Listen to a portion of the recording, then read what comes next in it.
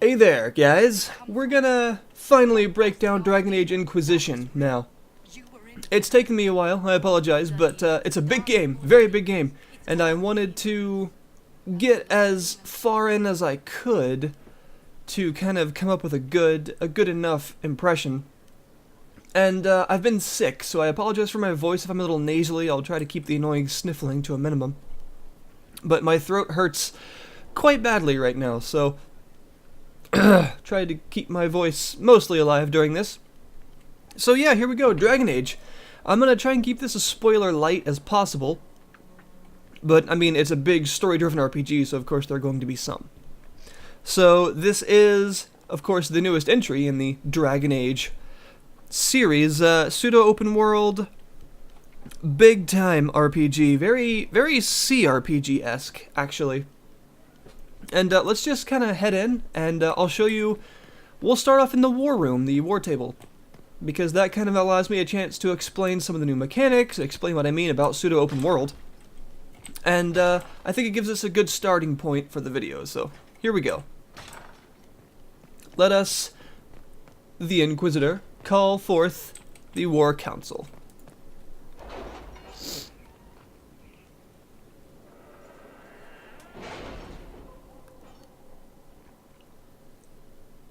Aha. So this is a big new feature, and this, if any of you have played World of Warcraft, Warlords of Draenor, I don't actually play WoW, but I've seen a lot of it, and they have that garrison system. This is kind of like that, actually. Only if we have the numbers to defend it. So, right now, I can send agents of mine off into the world to do things, and I've done that, so let's just see. As you can see, I've got some reports ready.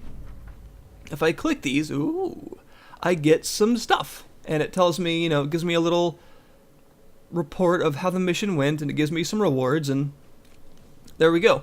So, these are some things I did before the video, and I'm just accepting these really quick.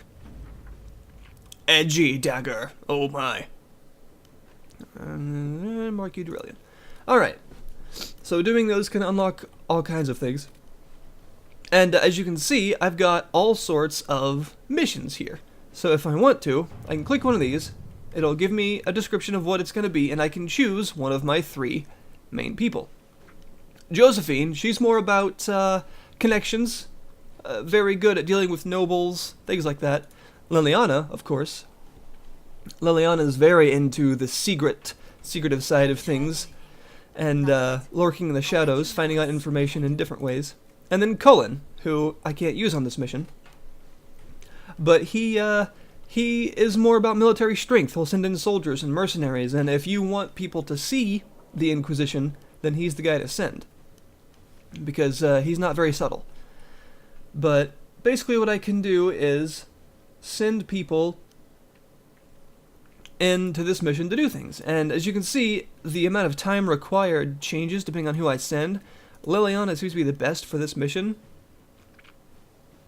so I'm going to send her. Inquisitor. And you kind of do this to find different things. No. Figure of inspiration should be writing one with their aspiration, but what seems liking. Recommend looking outside for the best combat specialists. That sounds awesome. So I have to use Josephine for that one. That one's actually instant, so I'll do that. At your service. Some of these take quite a bit of time. The time does tick even when you're not playing, by the way. And you can also go to Orlais, which is cool for the series, and can do various things, observing the deadlock. So this gives me all sorts of quite significant decisions oftentimes. We'll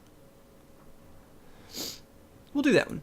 Some of these take quite a long time, but again, it helps that the time does tick while you're not actually playing. Ooh. Uh-oh. Whew, we'll do that, but that takes a long time. Inquisitor. There we go. So I've sent my people off. And that's how this system works. You'll get various rewards depending on who you send, and it unlocks new operations depending on the, what happens. And this is a big feature of the game. These large green rifty things they have to do with actually advancing the story. So I'm not going to do those right now. But what I do want to do is... Where is it? I'll do it in a minute. Hang on. So let's explore this place really quickly. This place is called Skyhold. Now, I'm not going to spoil exactly how you get to this place and things like that, but it's a very important, very large location. And... Uh-oh. Uh-oh. May as well watch this. Ah. Got some approval from my dudes. Alright. So, this is Skyhold. Very large castle city. And again, no spoilers on how you get here, but it's a wonderful place. And you, as the leader of the Inquisition, will be doing various things here. You'll have a lot of merchants. You'll be able to find and talk to your party members in classic style, as in the camps in Dragon Age Origins, for instance. And you'll be able to craft items. I'd like to show off the crafting system because it's very impressive. To do that, we have to go off to a place, the Undercroft, so let's do that. And one thing you might be noticing right now is that the graphical prowess of the game very, very much shines. The game is beautiful. It's graphically extremely impressive. I have everything as high as it can go except for one of the forms of anti-aliasing. But the game is actually very pretty, and all of the areas I've found so far in the game have been impressive looking. What can't we do in a place like this? So this is the crafting area for Skyhold, oh yes. And you can make some weapons and potions. So, let's take a look at this. The crafting system is a very interesting system indeed. So the way it works is you'll find these blueprints all around and or buy them. And you'll have to click on them, and what you can do is there will be slots. So there's an armor slot and 2 defense slots for this, and they are different materials. This one requires metal, as does this one, and this one requires cloth. So what can happen is I can put in any of the materials I have into this slot, and the type of material and the type of slot both combine to create a different effect. In this case, it's pretty simple. It's just going to determine the armor rating. So for this slot, I'm going to use Paragon's Luster because I have enough of it to make some armor rating. Now, the defense slot do different things. In this case, as you can see at the very bottom there, putting these in give you maximum health. Putting this in gives you a chance to stagger. And so I'm going to look through these and see, I just need 8. I think a big boost to maximum health would be cool. So we'll put it in Bloodstone. And you can't see it right now, but the materials you choose actually do alter the appearance. So that Bloodstone will have a reddish metal sheen and stuff like that. You can't see it because I can't wear the armor, but you'll see it when I look at it on probably Cassandra. And finally, don't have enough to use that, unfortunately. Let's see, I can get a bonus to healing. Magic defense, that would be good. Electrical resistance, spirit resistance, magic defense. We'll do magic defense. There we go. And also, there's a masterwork material. These are very rare, but they give you extremely potent effects, including the ability to actually give the armor more stats, kind of ignoring its color, as in its rarity. Berserk. Ooh, gives them a new ability, huh? When in stealth, that's not useful for this armor. Heal 15% damage taken over 10 seconds. That's pretty cool. Interesting. We'll try these Great Bear Claws. Boop. And craft. Looks like it didn't work, but I did make the armor, so you can also name it whatever you want.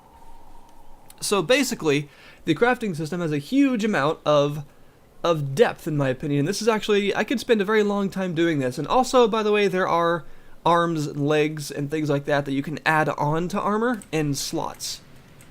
And the crafting system works exactly the same with weapons.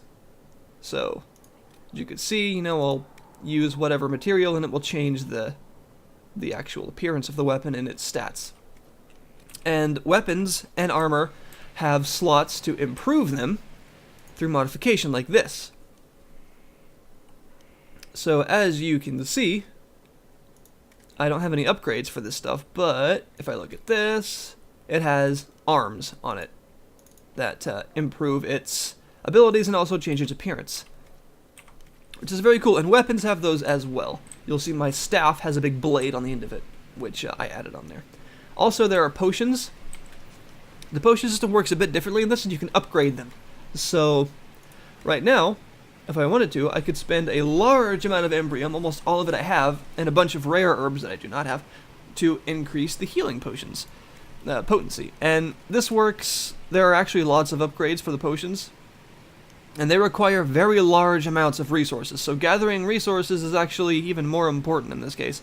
Ooh, a proximity heal. But it allows you to heavily upgrade your potions. Also, there are tonics, which are sort of buffs, and grenades, in which I have a jar of bees, by the way. Yes, I do. And some wasps. I definitely need some of that. But yeah, so that system works interestingly. As you can see here, we have a sort of belt, and you can equip the various potions to each of your members, and this is unlocked via a perk, which I'll explain in a second, and use them in battle. So overall, there's a lot of customization when it comes to this game. The actual equipment itself has some very good quality textures and stuff on it, and the fact that it actually changes appearance depending on the materials and modifications that are used, it's kind of a big deal for me. I like that. So we're going to go off into an area to show off the rest of the game, a battle area. And this is what I mean by pseudo open world. Now when we go back to the council here, we'll see that everyone is kind of waiting for the decisions,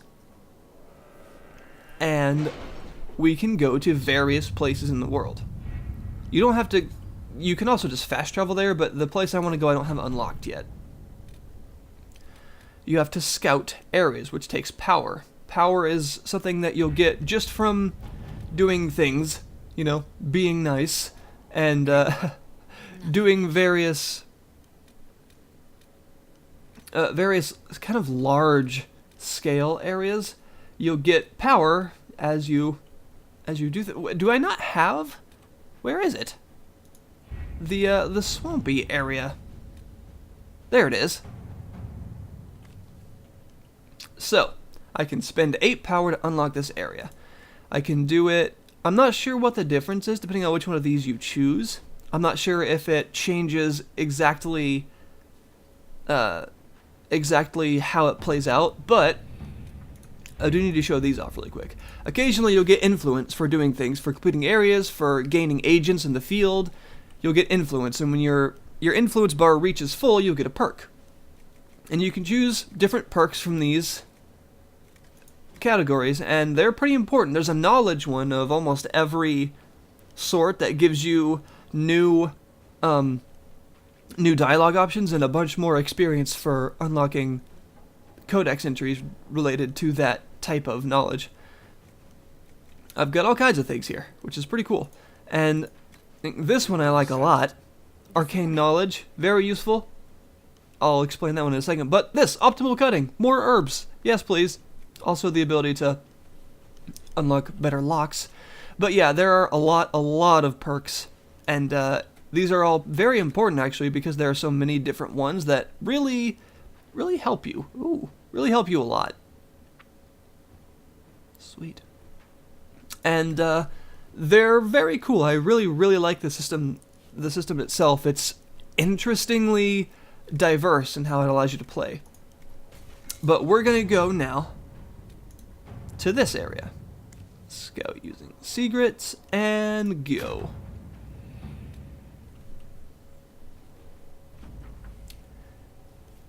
Yeah.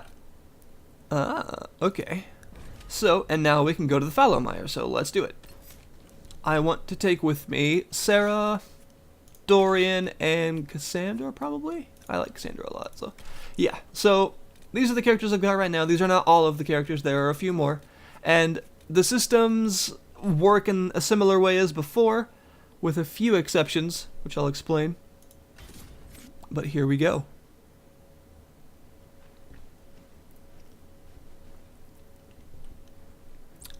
So, one thing to keep in mind is that what I mean by pseudo-open world is that you travel to each of these very large and open areas, but the world itself isn't open. So it's similar to Origins, but a little more open than that.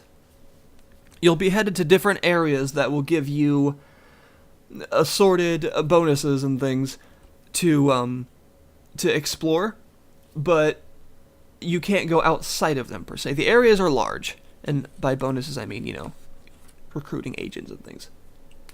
Here we go. Thank you for coming. Maybe you can solve this mess. Alright. Our missing patrols are being held hostage by Avar, barbarians from the mountains. What are they doing in a bog? That's the thing. Their leader, he wants them to fight you, because you're the Herald of Andraste. Why? What do they have against Andraste? Well, the Avar think there are gods in nature, as in the sky has a god and the forest. The Avar say you're claiming to be sent by one, and they'll challenge the will of your god. That could be ugly. I think their leader's just a boastful little prick who wants to brag he killed you. That probably, I was hoping we could negotiate. yeah. I wouldn't count on it. These Avar don't seem to value diplomacy. Getting to our troops won't be easy. You'll have to fight your way through undead. Oh, good. Wait, you're not squeamish about undead, are you? Nope. They're only corpses possessed by spirits. Right. Nothing to fear. The Avar are holed up in the castle on the other side of the fallow mire. Make her willing, the Inquisition's people are still alive. She's great. Alright, so here we are. A new area. And this is where it will start to look familiar to people. So, in battle areas and exploration areas, they are very large and there are lots of things to find and do. This leads me to one big point, the hinterlands. You'll start in an area called the hinterlands, and it's very large and has a lot to do, but people often recommend, ooh, a landmark to claim. People often recommend that you don't do everything there at once, because it's, it's kind of MMO style questing in that area. There's a lot of like fetch quests, like go kill 10 rams and things like that. And also, there's some stuff that you just can't do.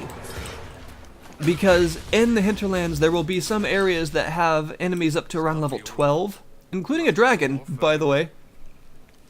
And, Indulge me, Sarah. oh god, What do you think of when I say I gotta hear this. Arrows. fine? Magister? Arrows.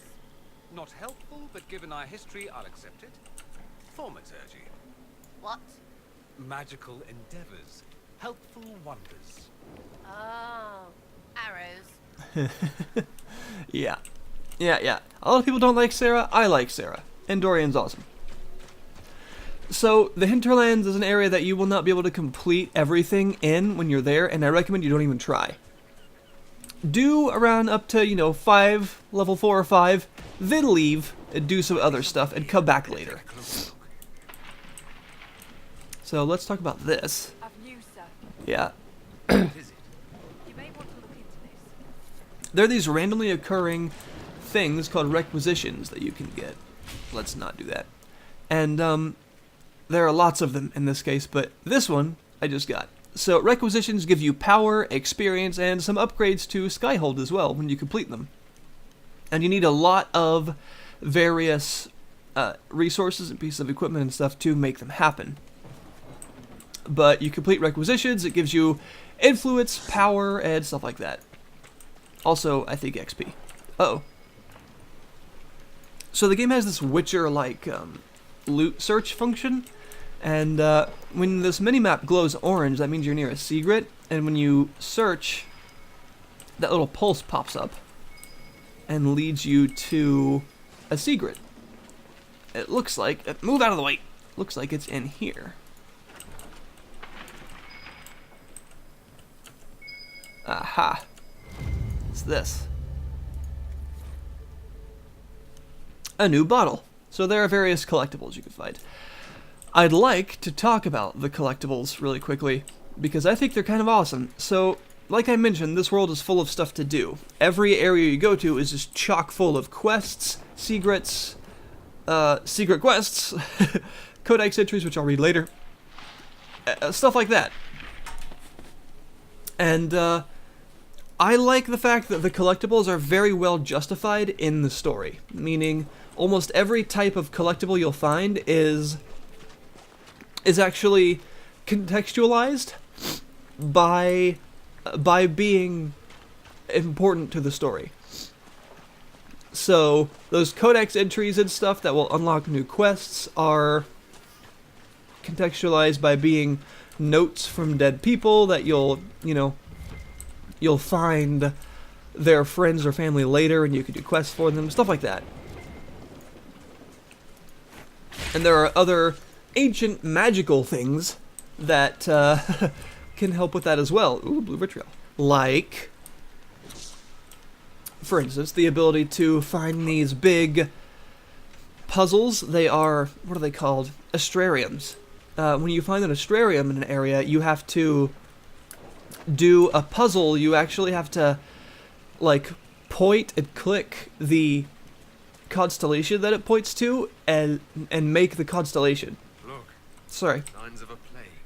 Oh, good. Cheerful addition to any decent swamp. Yep, of course. At least in the city you can find a decent healer. Out here you have what?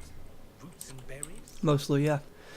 And these astrariums will give you some XP and stuff for figuring them out, and then they'll point to other astrariums, and when you beat them all in an area, it will unlock this, like, very cool, like, loot place that you could find later.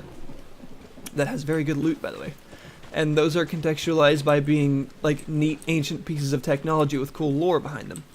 So every type of collectible in the world is actually, even these landmarks, which are pretty obvious what they are, landmarks, they're contextualized by the story and the lore by being various important bits of things, depending on what it is in the world, which I like. That makes it quite a lot of fun. So let's talk about the combat. Combat is kind of Dragon Age 2-esque. Oh, good. But better than Dragon Age 2. It has the game runs on the Frostbite 3 engine, so it's very pretty, and the spell effects and particle effects are gorgeous.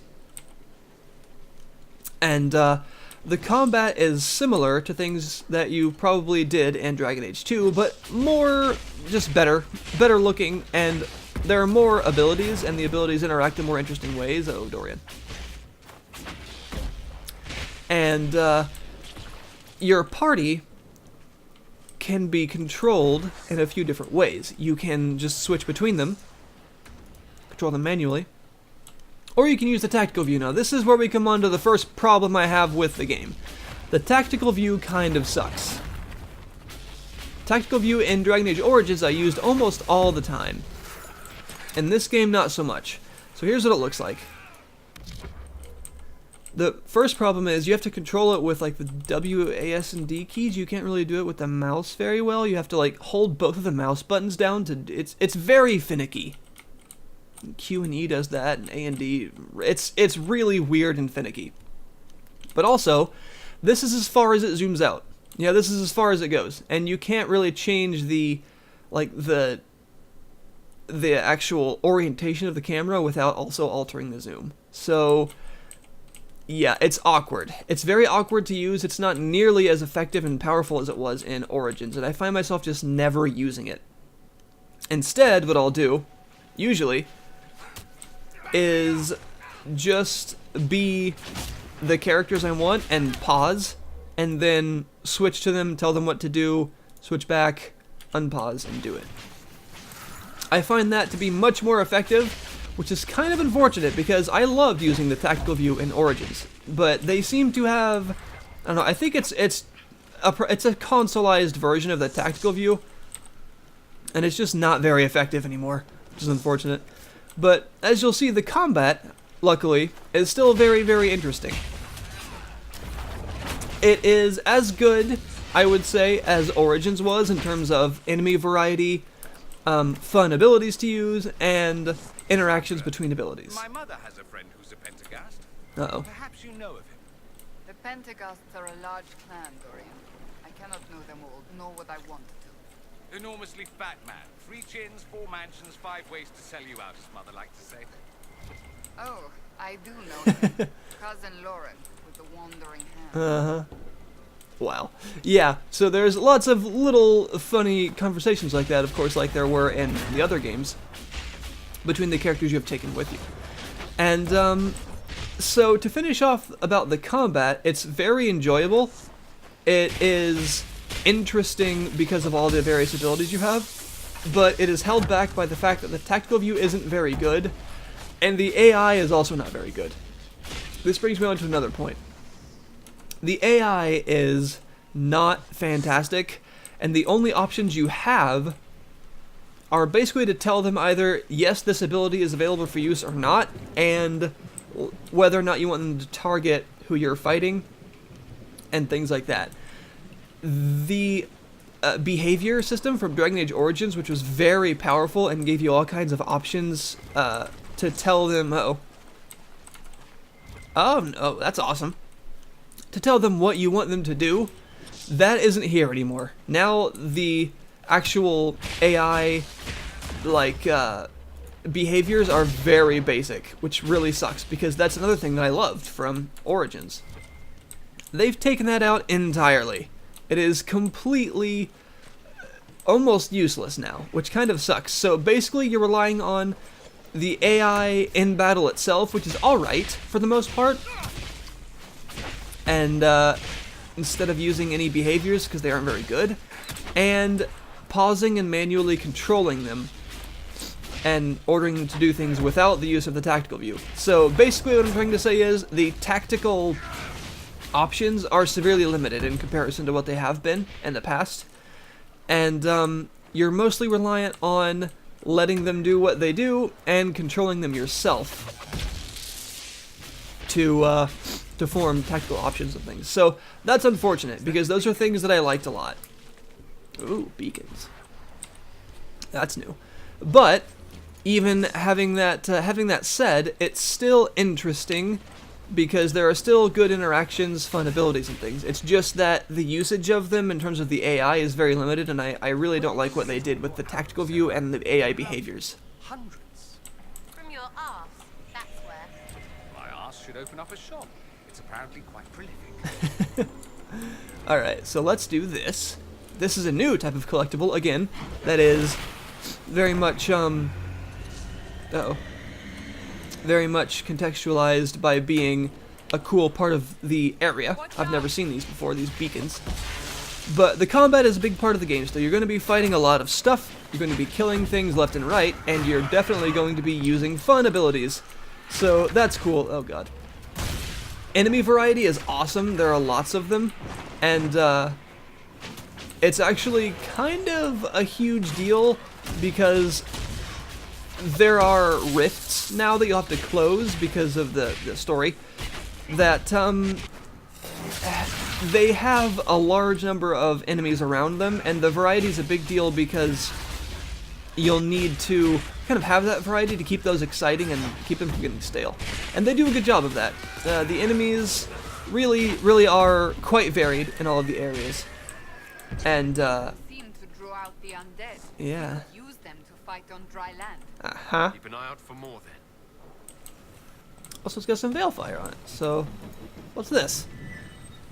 The Veilfire messages in the Followmire are largely gibberish and imply a kind of paranoia. Certain letters and numbers repeat. It is possible the writing is in code. Dispersed with numbers and mathematical notations. Clear sense of panic. Huh, interesting. So I bet by finding all those beacons I can get something out of it. Some kind of special bits of lore and things like that. I was just doing that to drop the Veilfire there. So, let's move on to the exploration. Exploration is awesome in this one. There are lots of places to explore. The areas, again, although it's not a purely open world, it is a world full of large areas to explore. And there's a lot to do in them. There are a lot of side quests, things that you can just find. Like, you'll find a dead body up on a hill with a note on it that'll trigger a side quest, or you'll find a person that was doing something that you then talk to and discover a little story about, and you can get them on the side of the Inquisition and stuff if you play your cards right. And the actual interactions in the world between characters you find are one of the most interesting parts to me. I like them a lot. I think it's really cool, and the idea of the whole game is that you are the Inquisition, and you have to be careful and get people on your side. And I really, really like the way that, they've implemented that. There are a lot of mutually exclusive choices you'll have to make. There are a lot of just decisions that you need to make. And what this means is there are so many choices that Dragon Age 2 was sorely lacking in, and Inquisition had a lot of these. A lot of choices where they were hard decisions. You had to make a choice, and you weren't exactly sure which one you wanted to make, but you only had the chance to do one. And the consequences would follow up, and you'd have to deal with that. This game has a lot of that, because as the leader of the Inquisition, you have to kind of decide how you want to run it.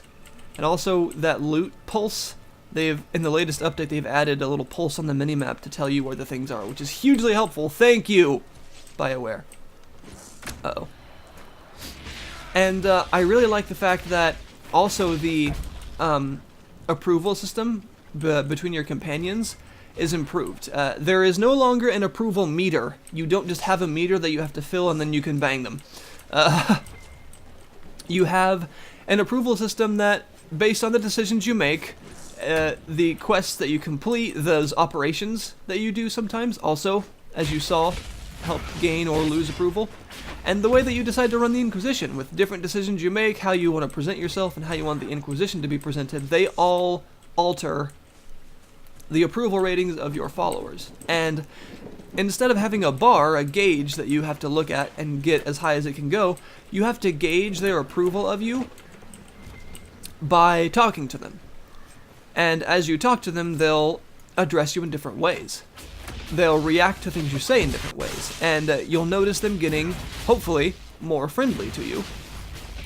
That is how you actually have to gauge their like or dislike of you. It's a much more organic way of doing it, because it makes you just converse with them and find out their issues and see whether or not they're very fond of you. I prefer that significantly to the idea of a gauge, a bar that you have to fill. I really like it. As you can see here, I just found a side quest. There was just this little note, a piece of a journal, and by reading it, it gives me a side quest. That's something I love about this game. There's so much to do, the world constantly swallows you up. Kind of like how Guild Wars 2 felt on launch, actually. The world just swallows you up, and you continuously find things to do. You continuously find new quests to do, new places to explore, new loot that you want to get up to and find. And there are little dungeons that you can find that have these Veilfire runes in them. There are caves to explore. There's just things everywhere. So many things. And I really, really like that. With all the problems that I feel that this game has, and it does have them, I personally, although this is going to be a very dissenting opinion for people, feel that it's as good as Dragon Age Origins. But I feel that it's as good for different reasons. I feel that it is far better than Dragon Age 2, and that it is as good as Origins, just the reasonings for it being as good are different. So overall, I've been having a huge amount of fun with this game. The way that you interact with the world and the people around you, the way that you have to make decisions based on, how the Inquisition is to be presented and ran, and all of that, it's hugely interesting to me. there are even some instances, no spoilers, where you will need to actually judge people. You'll sit on that throne that you saw in Skyhold, and people that you've encountered before and let live will be taken as prisoner, and you can judge them. And even these have very interesting interactions, because the character I just recently, no spoilers, judged, I had several options for. I could just kill them if I wanted to. I could imprison them, and because I was a mage, I had another option to make them tranquil. Also, because I took that arcane knowledge perk, I had yet another option to have them work for me as a magic researcher, and that's the one I chose. And these options are, of course, mutually exclusive. You can only choose one. And they alter both the way that the Inquisition is going to be perceived in the world and the kind of perks that you're going to obtain, You undoubtedly and swore in the interactions between you and your party members and how they're going to approve or not of you. I was desperate. They're dark and full of undead, and the smell of stale incense still makes me want to vomit. Ah, there goes that childhood fancy. Yeah. So, yeah, I've been having a ton of fun with this. Let's see. Might as well talk about the skill system. So, that's not the right button. Sir, way to go. Skills. You have abilities like these. These are your skill trees. Excuse me. And these are not all of them. Of course, there are specializations, as there have been in the other games. I just don't have any on my guy yet. I haven't chosen one. So you will get, you know, every one has diamonds, which are active abilities, circles, which are passives, and these little upgrades to active abilities that enhance the way they work. Everyone's got these. Everyone has a ton of these, and also eventually you'll get to a point where everyone has a certain specialization. Sarah has Tempest, for instance. And by doing personal quests for them, you can learn their specializations and eventually choose one for your Inquisitor. And again, that's another example of game mechanics being contextualized by the fact that you are the Inquisitor and the world is reacting to you. I like that. I very, very much like that. I think it's super interesting. I think even the equipment system, with the way that crafting works and the way that additions and runes work, that's all fun. I found some really cool looking and very useful items. Items that have some really cool effects, like chances to cast certain abilities on hits and things like that. Yeah, that armor I crafted. I'll have her equip that.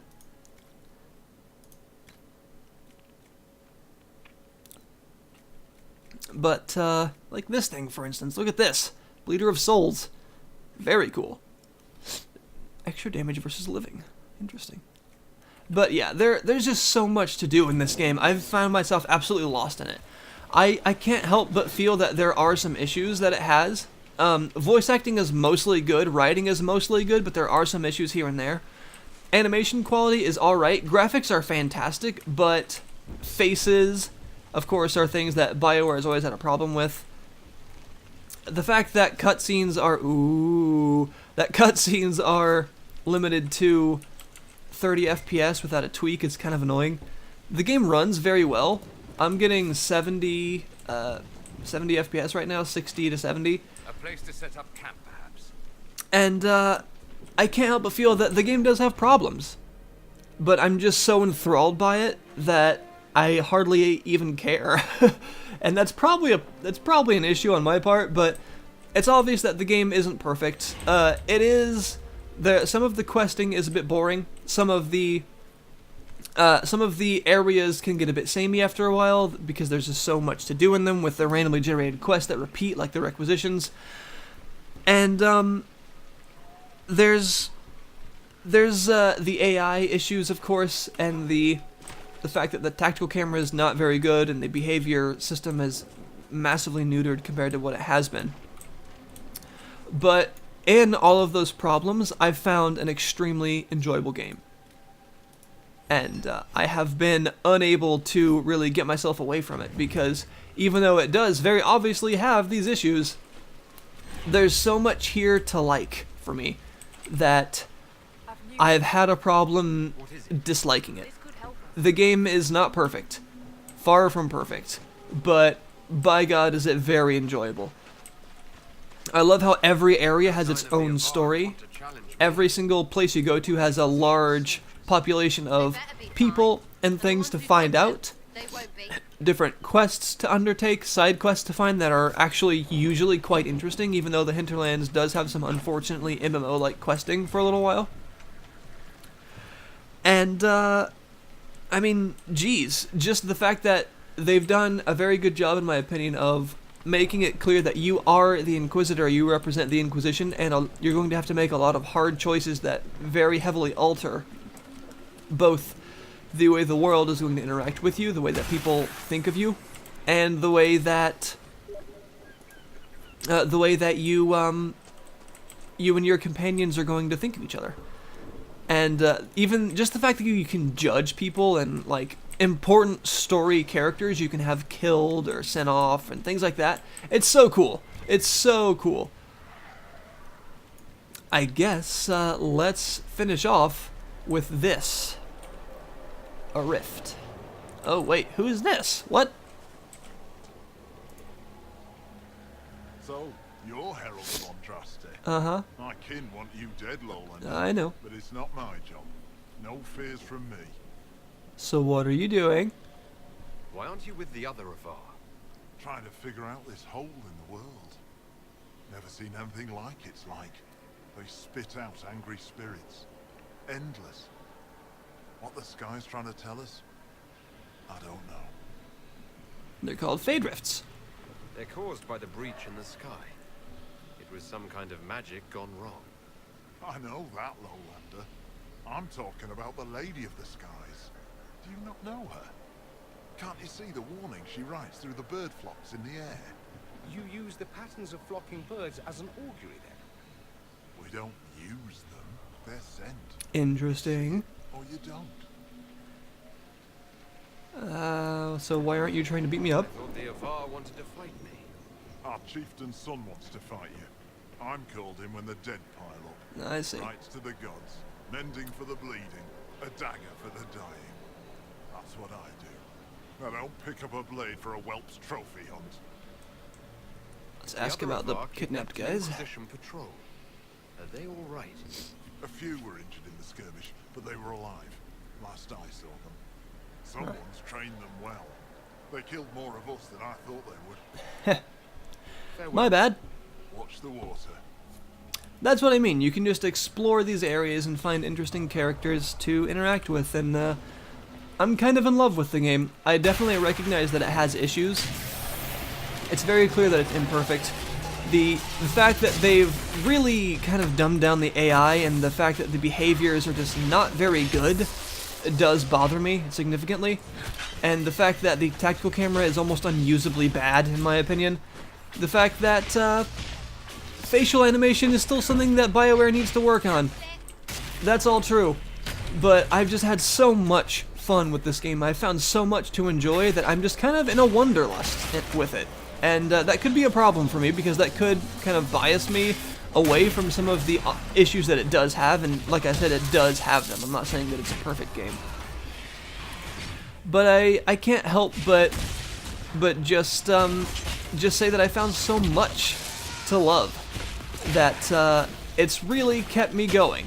And although the game is heavily imperfect, I've enjoyed it as much as I did Origins, and that's saying a lot because I put over 100 hours into Origins. And I've had quite a great time playing this. So let's go ahead and close this rift. Boom.